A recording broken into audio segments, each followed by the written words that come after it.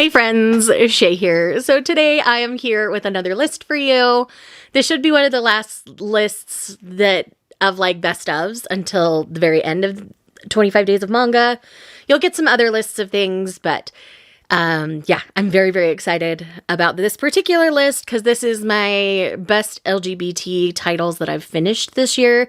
There is one standalone on this list because it had to be with my best queer stories rather than on its own. So let's go ahead and get started with that one, and that is Yagi the Bookshop Goat. Yagi the Bookshop Goat is pure as the driven snow. This is about a goat that works at a bookshop and gets in trouble for eating the books. His manager happens to be a wolf, but they get along really, really well, and he looks out for Yagi. And Yagi has excellent taste in books, and there's so much to this. I don't want to say too much, but the relationship in here between the manager and the bookshop goat is adorable, and I love it with so much of my being. And again, it's a single volume, so yes, you have to read this one. You just do, because it's brilliant. The next one on this list is Our Teachers Are Dating. This 4-volume Yuri series was one of my favorites this year. I really liked how this concluded. It definitely has a sweat and soap kind of vibe to the relationship style, where they're both teachers and like their students are rooting for them to be together. It's absolutely adorable. Like, I genuinely love this. And it's one of those things where I just can't get enough of them. Like, I could have taken more volumes with them, but I'll take what I can get. And this ended in a really sweet, adorable place. Like, I really love this Yuri series. These two have great chemistry, and they're both a little bit shy in the beginning and work their way up to each other. It's really cute. Just read it. The next one on this list will be not a surprise to anybody, and that is Manly Appetites. Minagishi Loves Otsu. Minagishi is the perfect partner for any chubby human. Like, I love Minagishi. Minagishi loves Otsu the way he is, and they have an adorable office-style relationship where Minagishi comes to feed Otsu all this time, so everybody else in the office thinks they're there for them, but nope, he's just there for Otsu. And he's had a crush on Otsu for a super long time, and you find out how long in a later volume, and I just adore them. They're so cute. I definitely could have taken more with them as well. This one's only 3 volumes, and I just love it. If you have not read Manly Appetites, I highly recommend you do. It's only 3 volumes.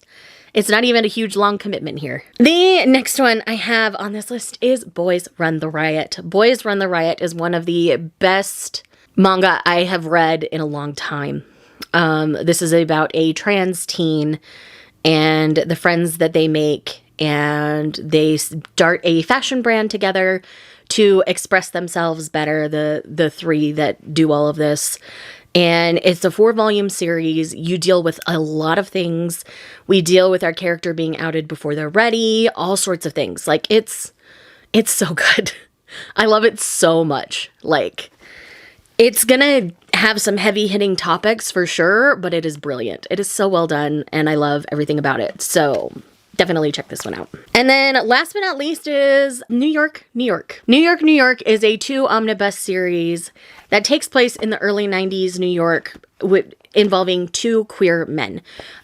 One has been out and proud about it for a long time, and the other is still closeted and slowly starts to come out through the course of the novel, or course of the series. In that, there's a lot of ups and downs for this couple. I feel like it's a very realistic depiction of what a queer relationship would have been like in the early 90s in the US before being openly queer was so accepted as it is now. Again, this one isn't super long, but it does get very intense in the second half. There's definitely some triggers associated with this one. I would say domestic abuse, not in our couple, in a previous relationship for one of the men, and kidnapping, things associated with kidnapping. So it's dark, it's intense, but it is really well drawn. It is really well told. I really enjoyed all of this, and the ending ended up being something that I didn't quite realize I needed until I got there. So I'm gonna give you that. And with that said, those are my favorite queer titles from the year of 2022. Let me know in the comments down below what queer titles you finished this year that you loved a whole lot. Maybe it's one I haven't tried yet. But yeah, thank you so much for checking out this video. If you're here just because you love me, leave me some sort of skyscraper emoji for New York, New York. And I will see you guys in the next one. Bye. Was it all just a dream, just all in my head?